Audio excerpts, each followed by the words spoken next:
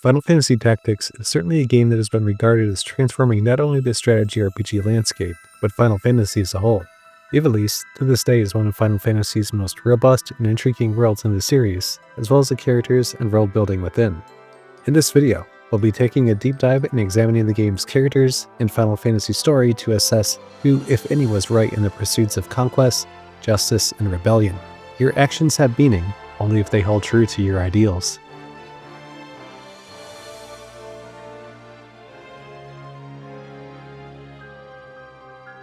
To first understand these characters' motivations are what they evolved into, we must first gain the context of what Ivalice currently is and what transpired in the past conflicts that befell it and led to its current state of the realm and its power players.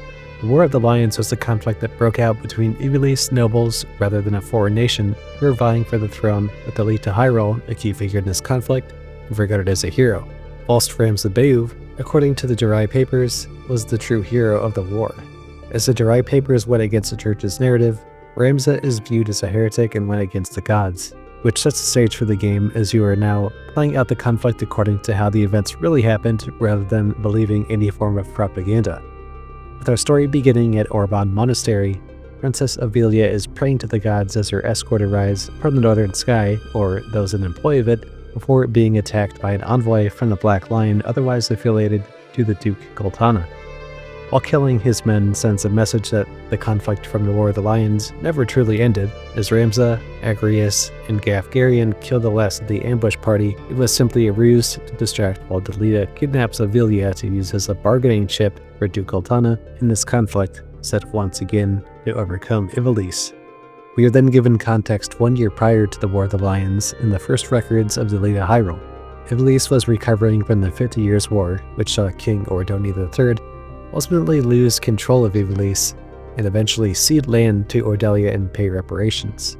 Such economic fallout led to many former knights becoming sellswords, having nothing left and even plotting treason. For those who stood against it, the city of Geirland and its Knights Academy there 1 year prior to the War of the Lions is where our story begins to manifest itself. Within the walls of the Academy, Ramza and Delita are discussing rumors of Duke Larg and Marquis Elmdor Delimbury coming to Geirland to make sure of the Academy. The Order of the Northern Sky has assigned the Knights Apprentices to deal with the Corpse Brigade who seek to overthrow the crown, and the Northern Sky are assigned to destroy their movement before it gains any traction, along with Duke Larg's Royal Guard. After defeating the group at Geirland, Ramza has an internal dilemma of wondering how these people could choose rebellion instead of working an honest job and having a normal life, but sows the seeds of him questioning his own actions. In the aftermath of the 50 Years' War, Ramza's father, the war hero, Barbanith Bayouv, also lay dying while he was away. Barbanith wishes to know the outcome, as the Ordelians had left Zeltenia and agreed to Barnabas' plan, thus ending the war that will die with him. Also, his dying wish to Ramza is that being a Bayouv means standing up to any injustice and walking the right path, and to look after his sister as he passes away, further compounding the events at Geirland. On the way to Igros Castle, Ramza also rescues a hostage taken by the Corpse Brigade named Argath, a knight apprentice in service of the Marquis Elmdor. Of course, needing the others' help to save Marquis Elmdor, which would cause further uproar in this region. A meeting with Dystarg in Igros leads him to agree to help Ramza, Delita, and Argath by sending support to assist with rescuing the Marquis Elmdor from capture. It is here that Argath is shown little respect even from Dystarg, which leads to a bit of closeted resentment from Argath. Context behind this decision was no doubt from Argath's grandfather selling out to the enemy during the war and basically giving up everything in exchange for his life, but that just didn't work out either, as he was killed by a common squire, as he was found out to be a traitor, which has to this day tainted his family name. Zalbag also alludes to Ramza that during this time, the Corpse Brigade seeks to bring down the aristocracy, and they feel that in their eyes they are doing the world a justice and bringing down the nobility. This class divide is also brought up in the conversation between Alma and Ramza, as she alludes to Titra being made fun of at school for being a lowborn, which no doubt weighs on Delita's mind as well, given the poor treatment of his sister. Now, having been given the information, the next point of conflict were Wiegraf, whom led the dead men during the war, and the commander of the Corpse Brigade. Upon the capture and subsequent torture of a member of his brigade, Ramza is again exposed to the life of what led to the lower class being exposed to social injustice and extreme poverty, leading to them joining Wheatgraf and the Brigade, as well as finding out that Wheatgraf was not responsible for the kidnapping of the Elmdor. Gustav Markgraf has effectively formed his own faction within the Corpse Brigade and does not share the same vision as Wheatgraf and is holding him captive. In Sandra's Siege, it is also shown to us that within this division of ranks, that there are dissenters that are seeking more of a monetary reward rather than one of a slightly more altruistic cause and don't wish to die for their values. Such pursuits and his betrayal of Wheatgraf do not pay off in the end, as he is slain by Wheatgraf and lets Ramza take Elmdor back to Igros, as Gustav's methods don't fit the Brigade's mission. Upon returning Elmdor successfully to Igros, Dystarg poses an important question. What purpose do laws serve if those who enforce them chose not to heed them? Given he is a knight, that it is his duty to follow them, and as a Beowulf to be held to a higher standard. Duke Lark, however, is quite impressed by Ramza's feats, and he is to lead the final assault on the Corpse Brigade endorsed by Dystarg.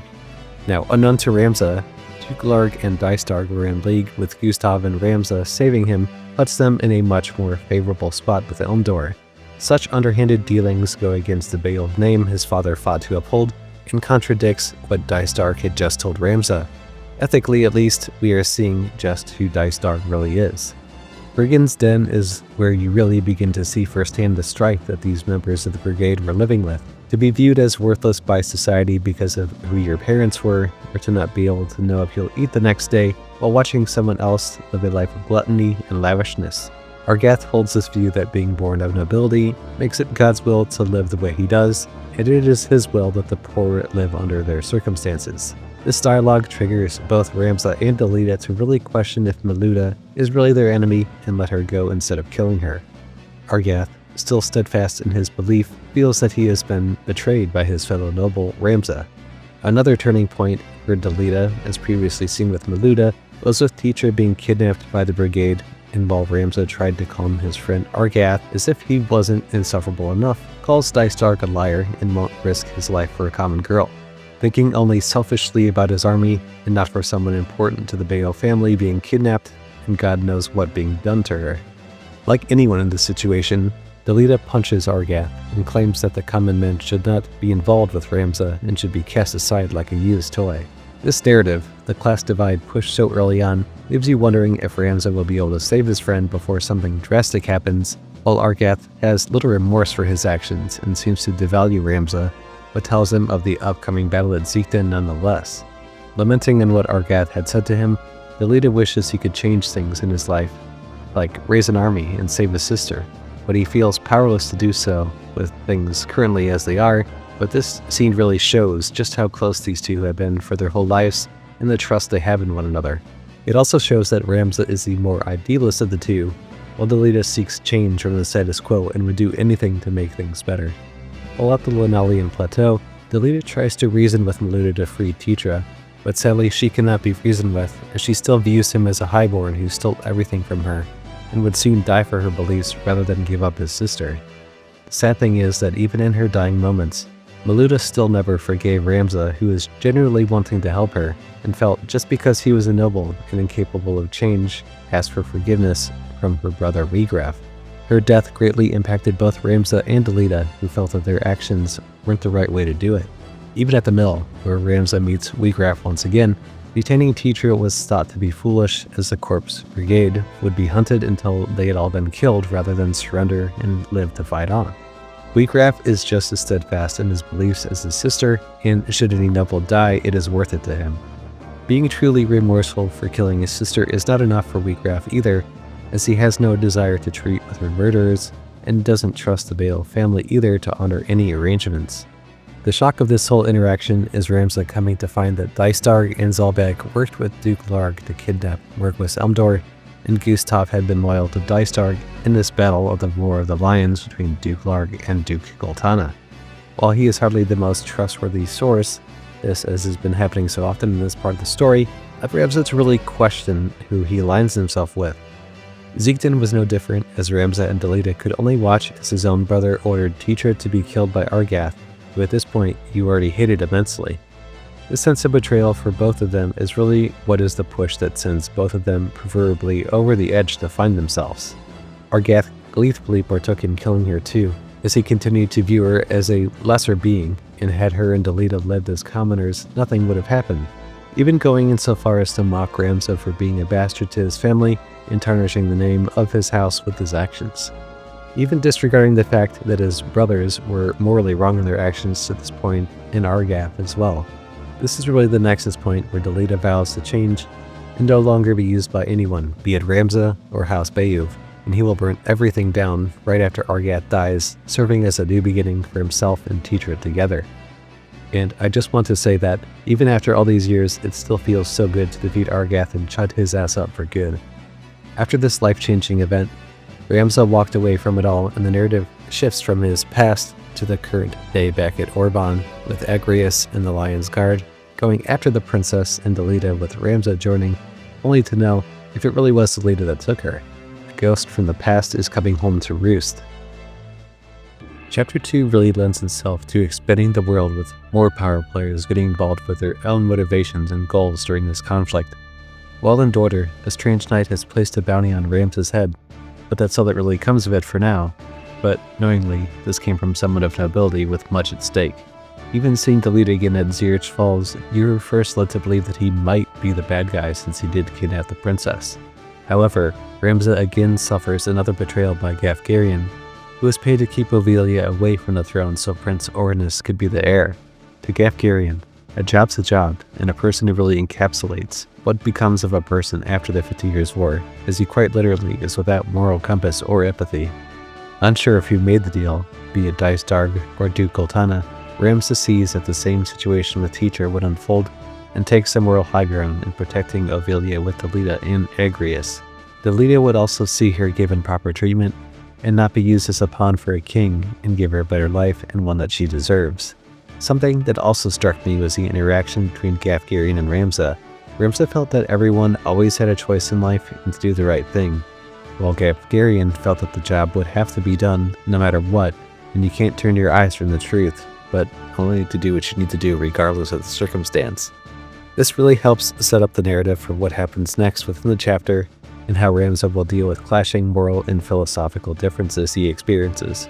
Meeting Delita again after the incident shows that he still holds him in good graces, and helps understand his next steps, like avoiding Duke Larg since he had planned the whole kidnapping, while Goltana would see him killed just to save himself. With Ramza having agreed to help keep Ovelia safe, it's agreed to go to Lionel under the care of the Church of Glabados and Cardinal Delacroix. For someone of esteem from the 50 Years' War, who is also willing to help Ovelia stay safe. Solund also introduces us to someone who will prove integral to Ramza's goals in Mustadio. He's a machinist who has an understanding of the relics of the past in the time of Saint Ajora, and even uses a weapon he found called a pistol. Neat, huh? He will also join us to speak with the Cardinal to help get his father freed. This section also poses an important existential question from Ovelia to Agrias. What if she is to be used like everyone else has around her? What kind of life is that to live? Something to consider with consequences much later.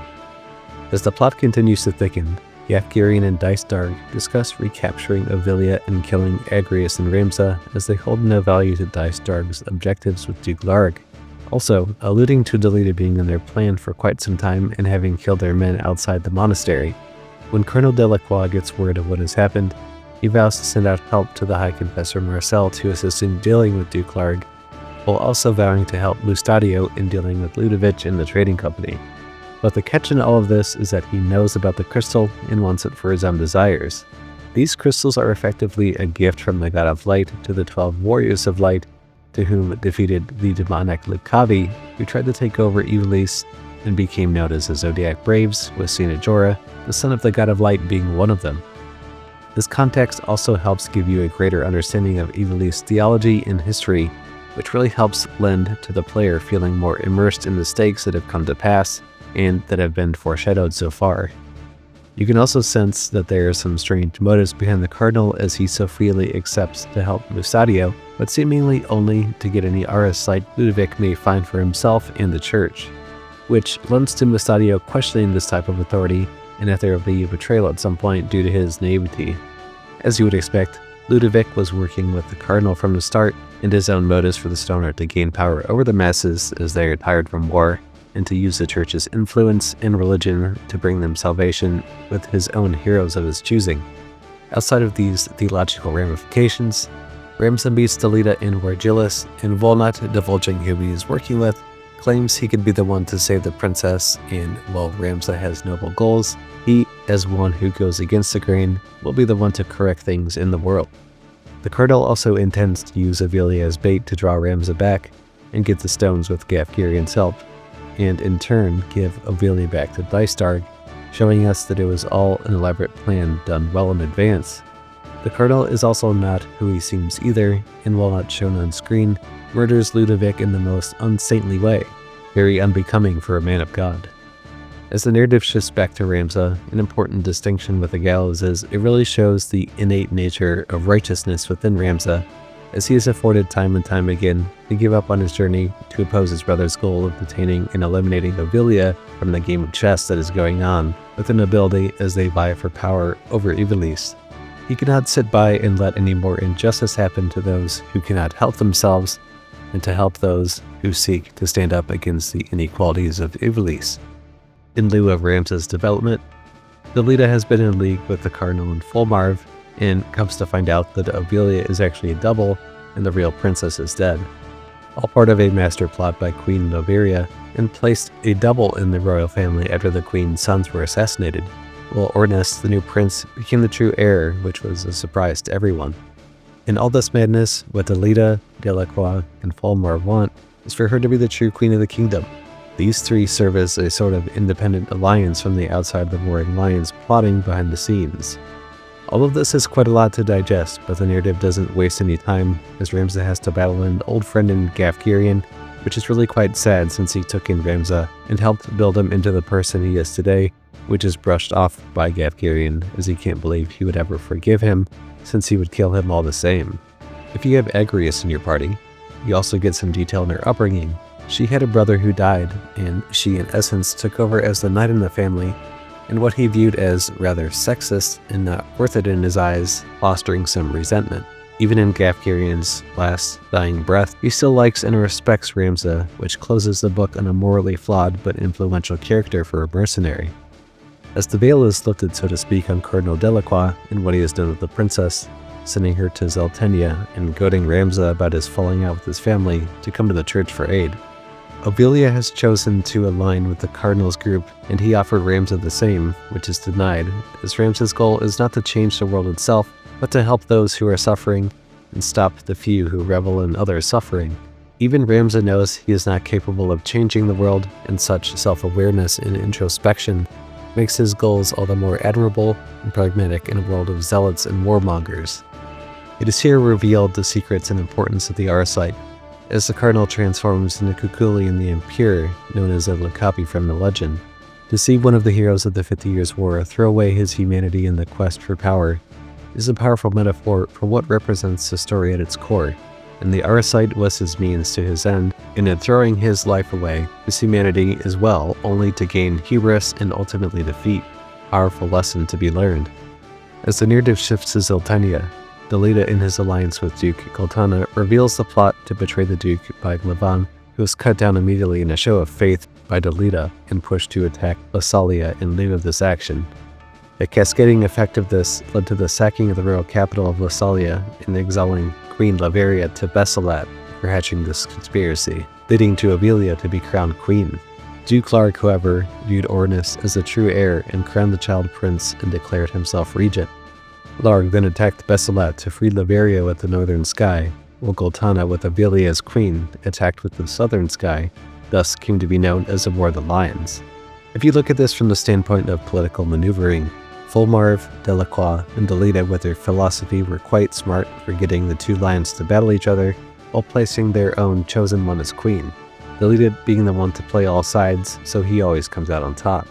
With Bessalat having been attacked and the aftermath shown with Elmdor, Orlando, and Volmina, and other nobility illustrates how damaging this war has been, with people being displaced from homes and tax shortfalls, as well as environmental issues causing food shortages.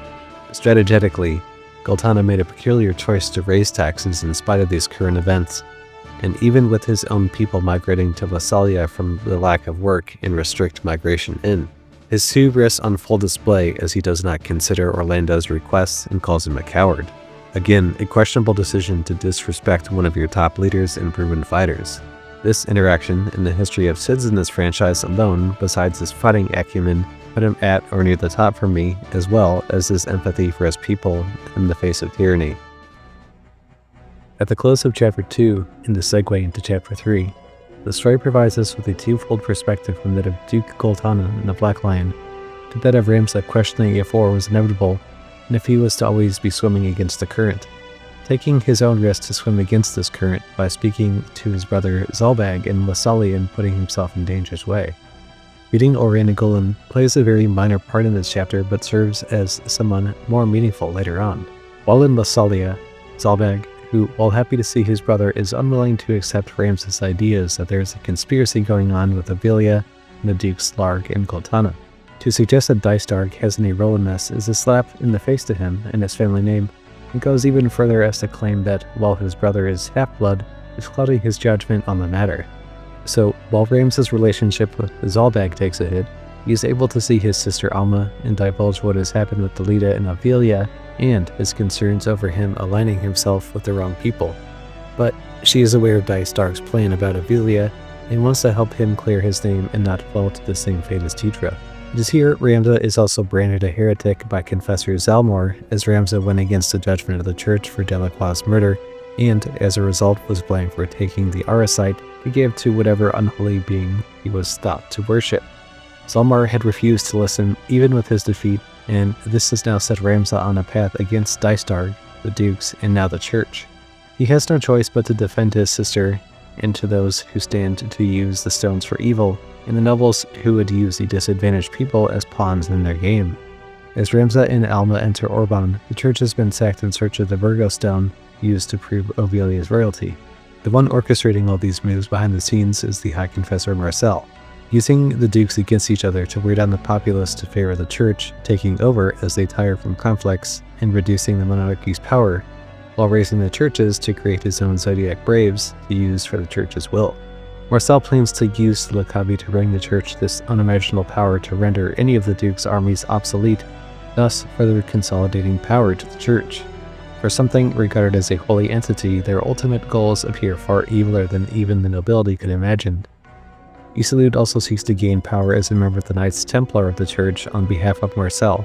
Ramza is also again questioned by his birthright, which again further emboldens his ideologies on righteousness and defending against a corrupt crown and the aristocracy.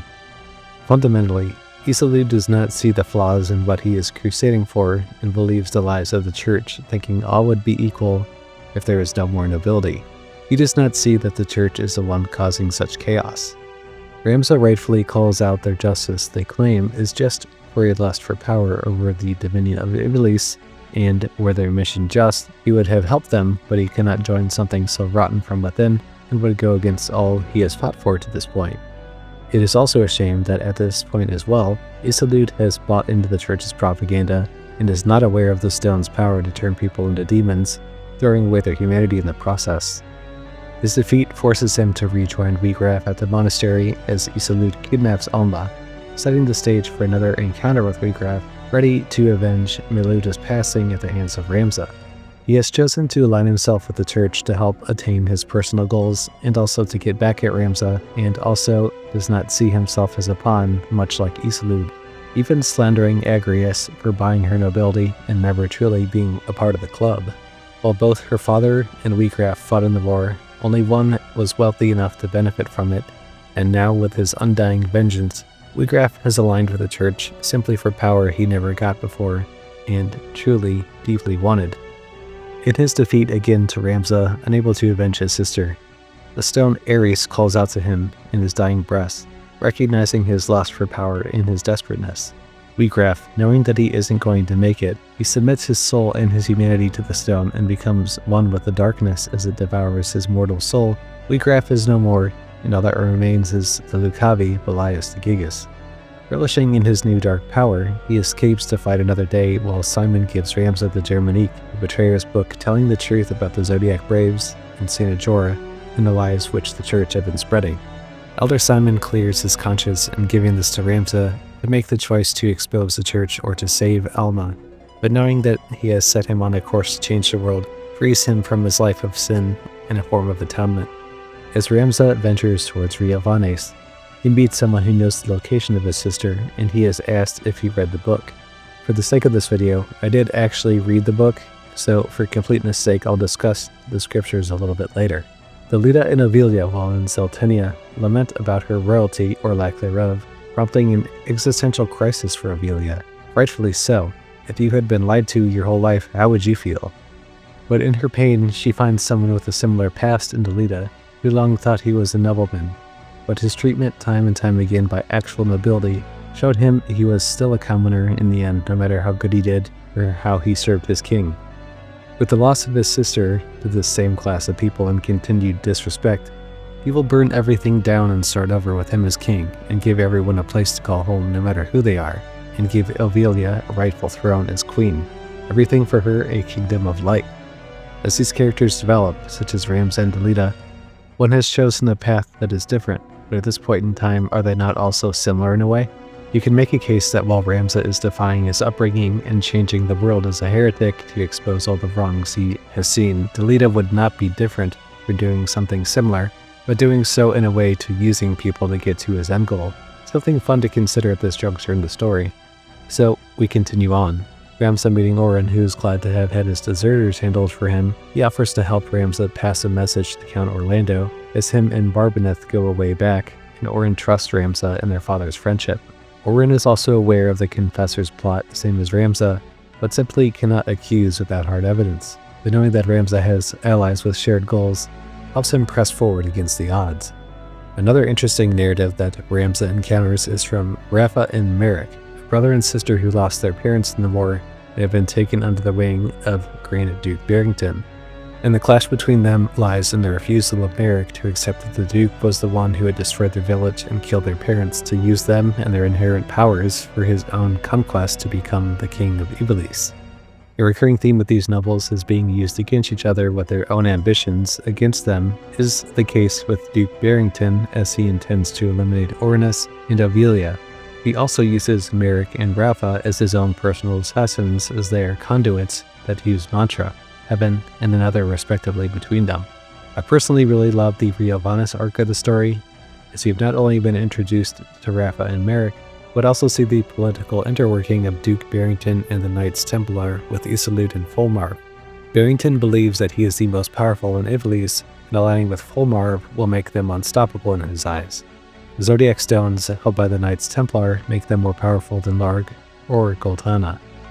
Fulmar plays the fool as he pretends to know nothing about the stone's power or the church's plans with Barrington, who had seized Isolde and the two stones, Scorpio and Taurus, giving him more leverage in his negotiations with Fulmar, even going so far as to expose the church for its plot to undermine the dukes and seize power, and telling the people of Ivalice about the scriptures of Germanique.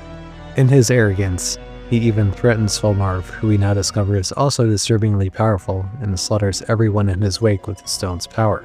The sad part of this arc is Merrick's unwillingness to see how he continues to be lied to and manipulated for someone else's gain, and the trauma from his childhood leads to these trust issues he now has ingrained in him. It takes both Ramza and Rafa speaking sense to him to even begin to break the spell, figuratively speaking, that has been put upon him. With his defeat again, Rafa goes after her brother as we go deeper into Ivalice to finally confront Wiegraf. This event culminates the tension that has been building since their first encounter when he was with the Corpse Brigade in the death of his sister. As Ramza feels pity towards Wiegraf's choices made, the latter feels that he thirsts not for revenge like he once did, but for power and revolution that power can provide the stone has granted, changing the world to fit this image where all can be on equal ground provided the stone's power. Knowing that the masses yearn to be controlled by gods and miracles while they concern themselves with petty things in their lives. This fear they have makes them weak and why they need religion for support. Wiegraf himself is even self-aware enough to understand that he is weak and fearful, and that he turned to the Auracite to help him. The realization that the gods do not exist and instead the Lucavi do granted him the ability to change the world for better or for worse. As he becomes Belias, he tells Ramza that he wants the world to be reborn by giving the destitute and impoverished each stones of their own. Though only 12 exist, the Lucavi seem to be able to make more, or at least Belias in this case. Even in his defeat, he cannot fathom how he lost, as the stone had blinded him with perhaps too much ambition and ultimately, like Delacroix, resulted in failure to achieve his goals. A sad end to an intriguing character who flew too close to the sun. Another tragic end to one we didn't see enough of was Isilud, who was murdered by his own father, and in his dying breath, realized that Ramza was right all along about the Arasite, and his father was one of the Lucavi. In giving Elma the stone, he trusts her to get it to Ramza before it's too late. However, that is not the case, as Volmarv, shocked that Wheatgraf had been killed, seeks to do the same to Elma, but realizes that she has a power that the Virgo stone was attracted to, and that she is the one that they have been searching for whatever unholy means they plan to use her for. The closure of this arc between Barrington, Rafa, and Merrick was and still is amazing, with Merrick choosing to sacrifice himself to save his sister's life as he takes a bullet for her. But it took him literally saying it out loud for him to come to this point.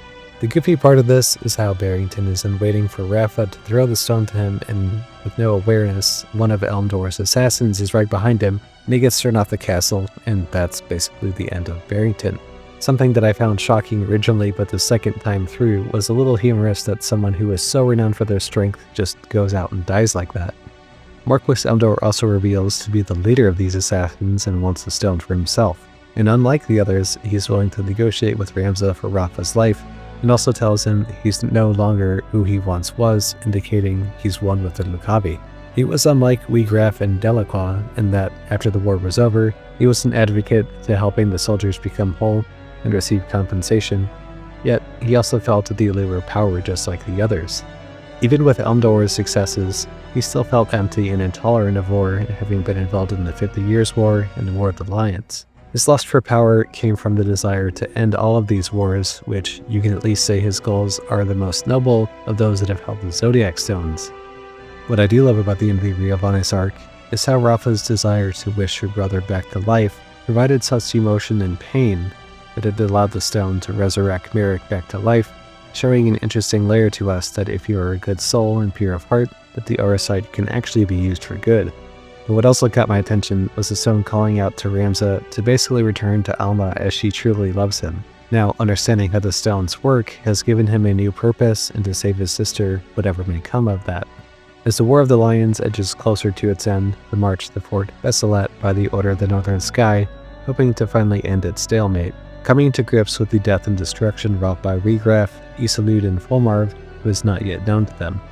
As has been mentioned before, the Church is using the Zodiac Braves to sway the people to accept the power play, but for Marcel, it is assumed that he is not aware of what Elmdor and the Knights Templar plan to use the stones for to achieve their own means of rule.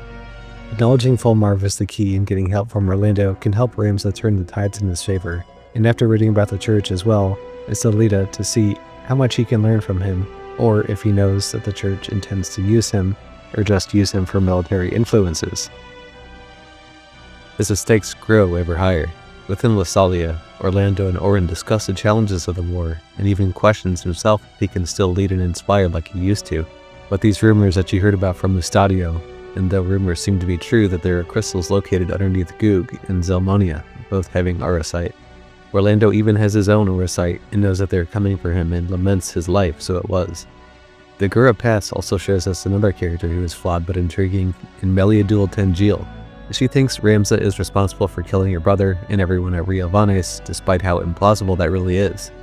Also yet another character who denies the existence of the Lucavi as their only stories of legend to her.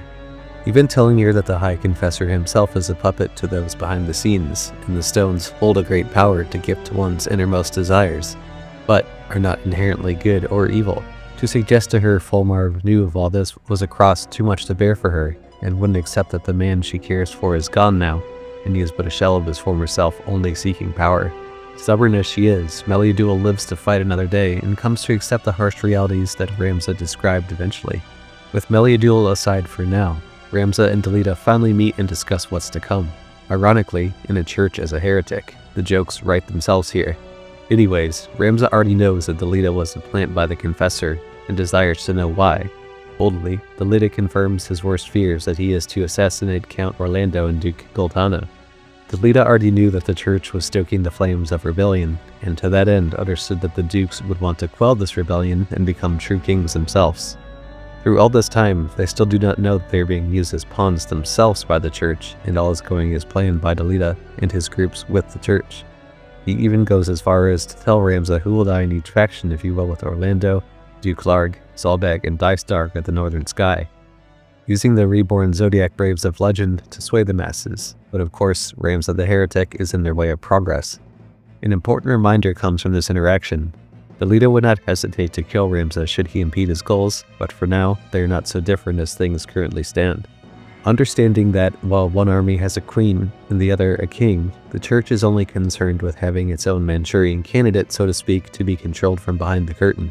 The church views both Ivalice and Orinus the same and would accept either, but above all else, Delita would risk everything for Ivalice as a way to atone for Teacher's death.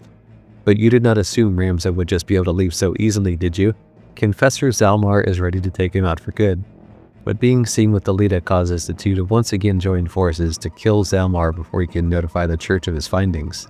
Some of the dialogue between Delita and Zalmar again highlights this farcical sense of power the church uses to subjugate the weak. Even trying to reason with Zalmar proves useless, as he refuses to hear Ramza out to clear his name and the blasphemy that the church has done in the name of God. He was certainly one character that felt particularly good to defeat, given how much he kept talking and belittling Ramza, and could not believe that he could ever be killed by a heretic. Ramza then shares with Delita and Valmafro that, despite the army's movements toward Bessalat, that he will speak with Orlando to expose the church's conspiracy, and to get him to withdraw his troops from the conflict to hopefully put an end to the war. Skepticism aside, they wish each other well, and the friendship between them still exists, which was great to see in spite of all the tragedy they have witnessed between them. Beating Beric at the Knights Templar also proves some foreshadowing unbeknownst to Ramza. They have spread poison onto the Northern Sky so that they are defenseless against Goltana's army, while also being able to assassinate both Orlando and Goltana, being unaware, along with Larg, in one swift plan the church would be able to rule all unopposed. Ramza even points out that the church methods are brutal and cruel and will not help anyone, while Beric feels that due to society's inequalities, their methods are most efficient. One will always end up exploiting another, and therefore one must suffer. Not really changing anything and only adding to the current corruption does not offer Ivalice any tangible solutions. Defeating him only brings more urgency to getting to Orlando before it's too late. The High Confessor had meddled behind the scenes to get Goltana to turn on his most trusted advisor, feeding him false information that he would plot to overthrow him. What amazes me still to this day is how quickly even the most trusted servants are cast aside, and you would think that with this knowledge and trust that they had in that person, they'd be more willing to hear them out, rather than to simply seek to dismiss them and jail them, as is the case with Count Orlando. Not only that, but in losing your brain trust, you then go ahead and align with the enemy. Goltana truly was a colossal idiot in this story. Delita's own plot, however, came up in spades as he took over Goltana's army and assumed command. But will Ramza also succeed? I also love how the earlier scene with Beric is now coming to fruition as the Northern Sky are dying and Zalbag can't believe his eyes. Of course, we the player know better, but Dystark already had an antidote prepared, which should have already raised suspicion, and Duke Larg lay on death's doorstep atop the hill. What comes next was, and is still, one of the best shocks in the story for an RPG. While Duke Larg is recovering, Dystark takes this opportunity to stab him multiple times in the chest, betraying the Duke. To further add to your reasons to hate Dystark, he also killed his own father to take over his house, and then uses his brother Zalbag to cover up for him. After all, he has learned to frame it as an assassination from Dystark. For what it's worth, Dystark had one hell of a character arc for having somewhat limited screen time, but his ambitions are not to be stopped. Also, during the Bessalat arc, Ramza sabotages the battlefield to create a distraction to free Orlando from prison, who has actually known Ramza since he was a toddler and good friends with Barbanet. As Ramza and Orlando's goals align, Orin goes to protect Ivalice at all costs. With the Thunder God now with us, the narrative shifts back to Delita and Goltana as the Duke requests he go after the White Lion and put them down for good. And just as Delita had planned all along, he then turns on Duke Goltana and assassinates him in his own keep and cleverly plants a body double of Cid from the church's followers to sacrifice himself and to continue their conspiracy, even knowing Ramza had followed through with his own plan and succeeding. In the aftermath of Bessalat, with Marcel trying to broker peace without a leader on either side, he was not able to come to an agreement, while Ramza went to Limbury to face Marquis Elmdor at long last. Dystark is also steadfast in pushing for Orinus to be crowned and unwilling to work with Lothbury until they surrender to him, and he doesn't really care for the Knights Templar or what was done to help him be in his current position of power. Even keying in on the fact that Dystark poisoned his father and to suggest that where he is buried someone would eventually find out, but this wouldn't apply to those who died at Bessalat since the Templars took care of that for him. The church has also gifted Dystark an auracite crystal as a show of good faith in their relations. All the while, Zalbag cures everything, causing an internal crisis for him. The most eerie part of Limbury is the door has been left wide open to show Ramza that Elmdor doesn't fear him, and this is going to be his toughest battle yet. After Ramza brushes off the assassins of Elmdor, both Elmdor and Fulmar talk about how as soon as Delacroix and Wheatgraf had awoken, they were instantly killed. But there is a perfect host for the stones. Even with Ramza being able to reject the pull from them, the Angel of Blood will awaken with this new host. Alma, who Fulmar knows has the right criteria to host this being, will usher in a new age and create endless auracite to be used. And the Virgo Stone has all but confirmed it, but this ritual can only take place in the Necro Hall of Milan where the Angel's soul rests. Confronting Elmdor further alludes to the propaganda that the High Confessor had been spinning, lulling his adversaries into thinking Orlando was dead, and while Ramza had cleared the muddied waters, so to speak, Cid and Elmdor had been harboring a deep hatred for one another, and wanted to battle for some time leading up to this point. The mutual respect each had for one another is gone now, as Elmdor is not the same man he was when Orlando held him in such esteem, and all that he used to stand for is now forsaken, and his conviction and mission no longer align with his former self, and, like his fallen comrades before him, utilizing power as a means to establish a new order, with no place for someone like Ramza in his idealistic nature, or Cid with his penchant for justice. The dialogue through this section and the game as a whole really lends to the gravitas of not only the prior meetings with the Lucavi, but really shows how much was sacrificed by each man to throw away who they were, for a goal so deranged only someone so power-hungry would think is smart. During the last battle with Elmdor, he makes it a point to call out that if you were in his position and you were so close to dying, would you not also partake in the darkness? Would you get a miracle like this with Merrick's resurrection? Or would you become a demon if your soul is impure? He also seems to think that Ramza hides the darkness within him, and he would become a Lucavi. As Elmdor invokes the stone and transforms into Zalera the Death Seraph, it is also the wake-up moment for Meliadul, who had been in denial for so long, as she sees the horror with her own eyes, now understanding that Ramza was telling the truth in each of their interactions. Yet another Lucavi in disbelief that someone like Ramza was able to defeat them, and now their twisted goals fall to Fulmar to finish what they had started. Meliadul had fallen victim to the church's propaganda and generally felt that the stones were being used to bring back the Zodiac Braves, and her knowing that Elmdor and the others had used the stones to become demonic, power-hungry beings disgusted her to no end. Ramza, understanding her position, knows that she would have been none the wiser as the church hid the truth from her in Islud. Wheatgraf himself didn't even know until he lay dying that the true power of the stones takes shape. This only works when a deal has been struck with the Lucavi to be risen anew. While only us, the player, know their motives. Narratively, Ramza and Meliadul do not understand their motives for doing so, only seeing the power that they use to defeat entire armies themselves. Yet they are restrained by something, but what is not clear, and the true understanding is to be found. These Lucavi are very much able to be destroyed, unlike the legends had said, and are serving a means to offer salvation to these souls. Meliadul realized her father wanted her to eventually join his demonic horde, and chooses to give the Sagittarius Stone to Ramza and join the party with Ramza to end her father's evil campaign. The Capricorn Stone is also set to be delivered to another candidate, his own brother, Count Dystark. Another wrinkle in the narrative opens up as Orin on death's door alludes to Ovelia that Orlando did not murder Goltana, and it was an impostor made to frame him for this murder.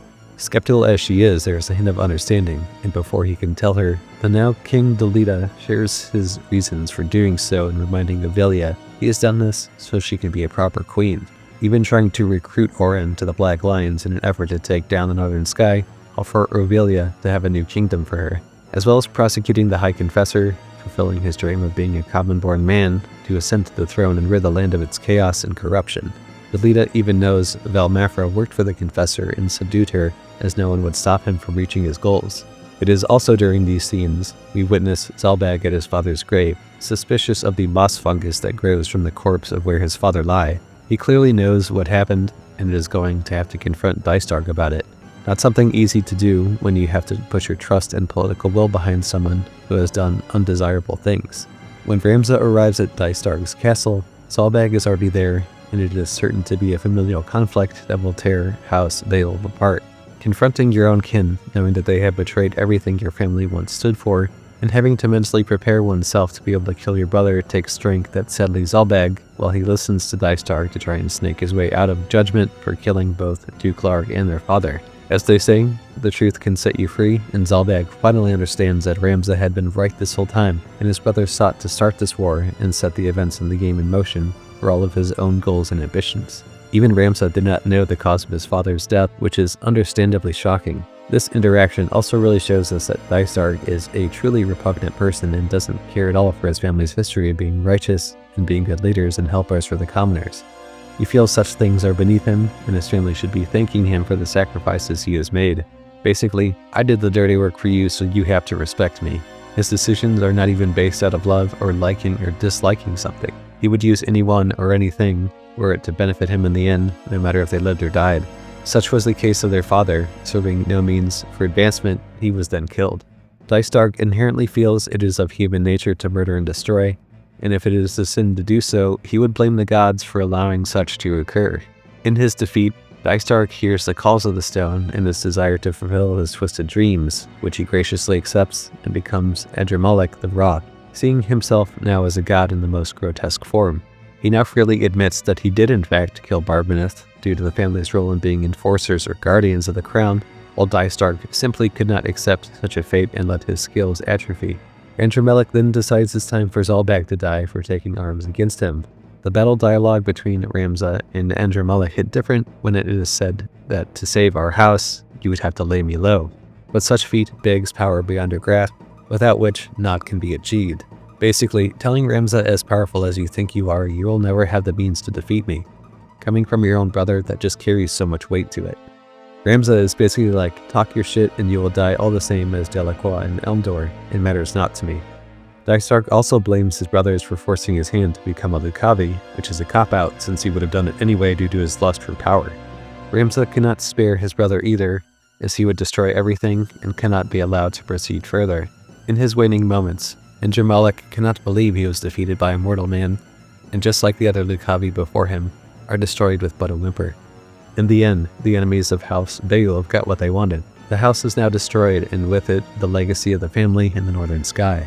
Ramza must now seek to clear his name, but refuses to take the mantle of his house, and Fulmarv must now be stopped. Fulmarv was really shown in the following scene how depraved and willing he is to achieve his goals, first by murdering the High Confessor in cold blood, simply due to not being of any benefit to him, very similar of a mindset to that of his accomplices. Fulmarv needs to know the location of the Necrohall, which is under the Orban Monastery, where the story all began. For someone with as much influence as Marcel, he suffered an end that was that of a coward trying to save himself, but capitulating to Fulmarv in the end, he died all the same. Not really much in the way of his own character growth in the larger sense of the story, but that of a puppet master who had his creation stringed on him. What really surprised me about Ramza was how willing he was to give up the scriptures of Germonique to Fulmarv, knowing full well what kind of person he is. I would not have trusted them to give back Alma no matter what you gave them. This intuition would prove correct, and you have to battle that regardless, as Fulmarv alludes he cares little for the stones now that he has the book and Alma for his greater purpose. Beliadul also takes this opportunity to call out the path her father and his comrades went down, and that he killed her brother Isolde at Rialvanes. Fulmarv does not even acknowledge this, and insists that he is now a being of pure power, and in belittling his own daughter through this exchange, sheds yet another detail on him as a person that was shown in the last scene, that those who are of no use to him are simply going to be murdered and thrown away. It must really hurt to realize the man who raised you and your brother is no more than a shell of his former self and has basically become evil incarnate. The mask is now fully off, and it's time to end his campaign here and now. But it is not this moment as you defeat him again. He flees to the sanctuary where Fulmarv resurrects Zalbag to fight against you, claiming you are now both a heretic and a kinslayer. I really can't wait to put this dude down for good.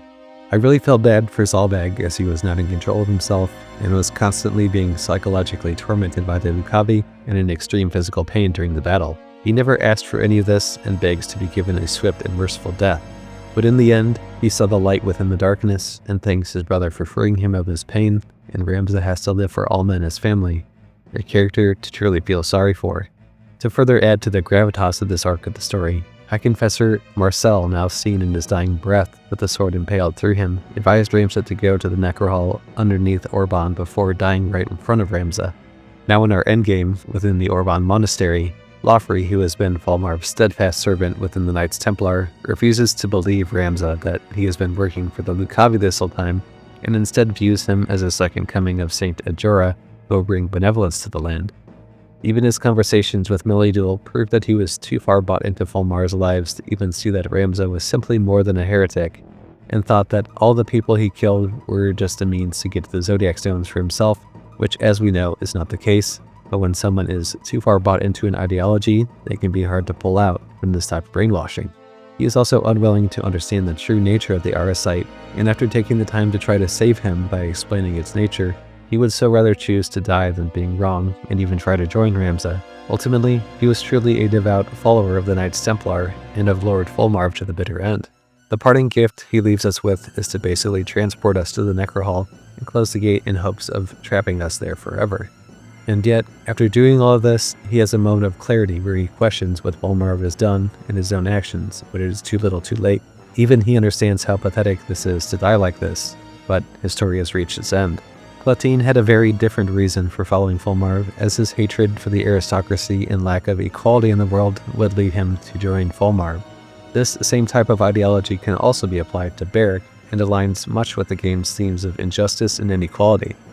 At long last, having endured so much to get to this point, Ramza confronts Falmarv, who is seeking to use the Virgo Stone to awaken within Alma, but he has so far been unsuccessful. Falmarv alludes that not only were his associates not so, but were pawns to be made to be sacrificed so that he could bring back the Angel of Blood, to whom Saint Ajora is joined to. Yet, this angel's thirst has yet to be quenched enough to be awakened.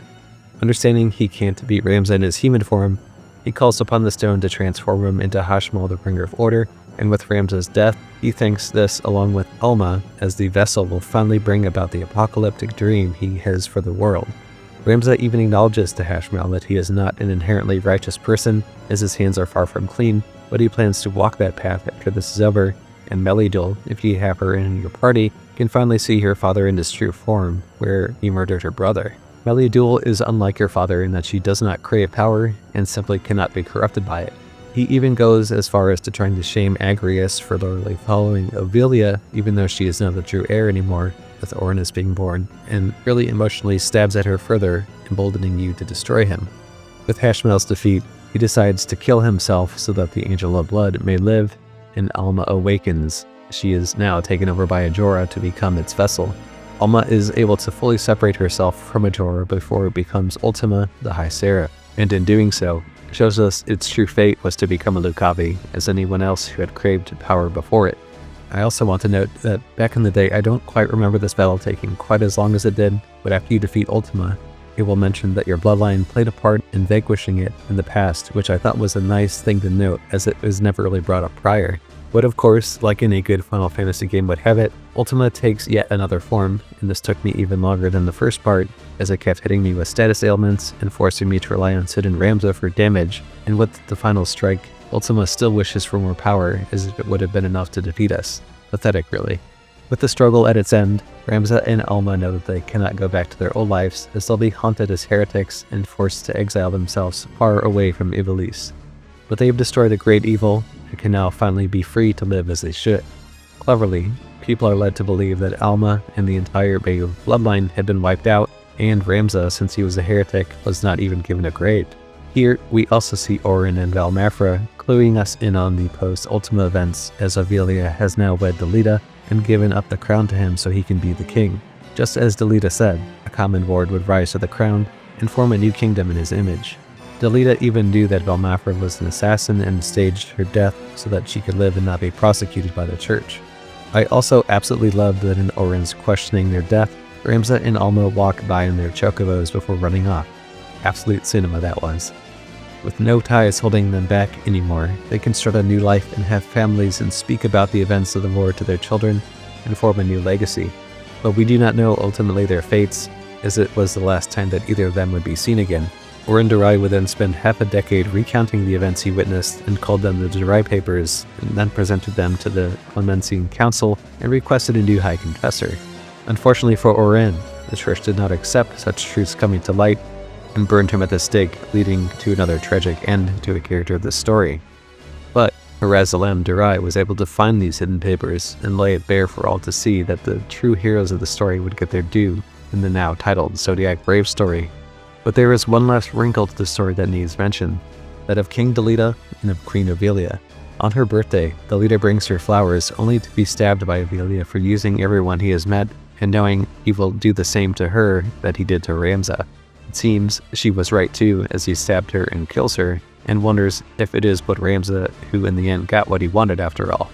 Just an unbelievable end to an unbelievably peak storytelling experience by Yasumi Matsuno, and still to this day is not only one of the best Final Fantasy games, but gaming storytelling experiences ever. But there is still more to discuss, as I will also be covering the game's optional content, mythological and lore influences, and my closing comments. Final Fantasy Tactics, for as great of a story mode as it has, contained only one minor flaw, and that's its optional content. I consider the highlight in getting Beowulf and Reese, as well as getting the lore on their background, to be really interesting as well, as the combat benefits of having them makes it worth the effort to try and get them in a playthrough. You also can't forget about Construct 8, as they can be a powerhouse in the right situation, and learning about its creation as well. Lastly, having Cloud Strife in the game will never not be cool, and seeing Aerith make a cameo was just icing on the cake. Keep in mind all of what I mentioned is optional, and you don't even need to do any of them to beat the game, but it makes your life a hell of a lot easier, and these characters, while relatively light on lore in such a story-rich game, adds yet another layer to its greatness, even if there were only a select few side missions to do to achieve all of it. One final thing to note is, you can even get the Masamune and the Genji set, as well as some other items that can be stolen, but personally I opted not to do so. Let's get into some mythology and lore now, shall we? The Lucavi in Final Fantasy Tactics draw heavily from real-world mythology, though the connections are sometimes loose or symbolic rather than direct. The Lucavi are a group of demons tied to the Zodiac Stones, and many of their names come straight from medieval and mythological traditions. For example, Belias is derived from Belial of the Old Testament and early Gnostic texts, like the Book of John illustrates Belial as the ruler of the underworld, otherwise known as Belias. While Andromelech was a demon of Judeo-Christian background who was a fallen angel and made appearances in Paradise Lost, and is later killed by Uriel and Raphael. And lastly of importance, Cuchulainn the Impure is loosely based off of the Celtic demigod known for his inhuman rage, where he would kill his friend or enemy alike with his Rheostrad or Warp Spasm ability. A major antagonistic organization is the Church of Glabados, an allusion to the old Roman Catholic Church and the infamous medieval Inquisition. The church's messiah, Saint Ajora, alludes to Jesus Christ, although his actions were closer to that of a false prophet or the Antichrist. His comparison to a false prophet was indicated by his job class, False Saint. Germanique's portrayal of Saint Ajora to the proper authorities, exempting the more noble reasons behind the betrayal, were similar to that of Judas's portrayal of Jesus Christ to Pontius Pilate. The Lucavi, who possess humans upon death, refer to demonic possession. The Lucavi are also explicitly referred to as demons, and their leader, Ultima, is a fallen angel. Isolu Tengil vows to fight Ramza in the name of the Father, the Holy Apparatus, and Saint Ajora, which harkens back to the doctrine of Trinity in Christianity, which defines one God existing in three divine persons: God the Father, God the Son, Jesus Christ, and God the Holy Spirit. These are just some of the more notable examples provided in the game, and some I found quite interesting that I wanted to share with you. Now, let's move on to my closing comments. For so many years I had valued Final Fantasy Tactics as, if not one of the greatest narrative JRPGs out there, and still to this day is my favorite strategy game as well. When the game originally released in 1997, I never really appreciated just how good the storytelling and characters were, and how rich the world of Ivalice was. Its themes of social inequality, religion, and politics intertwined to form a compelling story written by Yasumi Matsuno that rivals that of Xenogears, Final Fantasy VII, and many more influential games from this era, and even surpasses many in modern storytelling. Ramza is one of the most likable and relatable protagonists in this franchise, and his journey will always be special to me, and knowing that he ultimately won in the end is just such a fitting end to an overall tragic story. As I mentioned earlier, I am not really too big on tactical RPGs, but Final Fantasy Tactics was, and still is, the best example of how to implement a proper tactical experience, and Mr. Master makes it so much easier to pick up the gameplay loop and understand how to make the best decision for your units. Just the ability to rewind a move was such a great quality of life change from the original and saved me a lot of stress. Its use of the job system is still one of my favorite utilizations in the series, and speaking personally, I loved using the monk and ninja classes as they were incredibly busted when used correctly, and also rekindled my nostalgia of my original playthrough in my younger days. I dare say that this might even be its best iteration of the job class system, but Bravely Default also uses it in its own fun way as well. Some of the notable quality of life changes include autosave, battle speed up, an improved UI with clear turn order and range previews, and also an adjustable difficulty setting, full voice acting, which is extremely well done. The state of the realm is also very similar to what Final Fantasy XVI did with its live updating lore, and something that I think should also be included in every Final Fantasy game going forward. You can even do classic mode or enhanced mode, but once I did enhanced mode, there just really is no other way to play this game at this point. It's simply too good. Not to mention, the upgraded graphics look so much better in my opinion and help clean up a lot of the old PS1 jank. Having 3 difficulty options also opens the door for more accessibility, which is never a bad thing for new and veteran players. The biggest knock I can feasibly give the game is a lack of War of Lions content in its totality, holding it back from being a definitive release, but I had at one point given up hope that we would ever even see this game being remastered, and for that I am extremely grateful to be able to enjoy this game on all modern platforms. If you have never tried Final Fantasy Tactics, now is certainly the time to get into this masterpiece of the game and enjoy the world of Ivalice. I hope that you've enjoyed this video, so please remember to like and subscribe, and I'll catch you on the next one. Star Soldier 17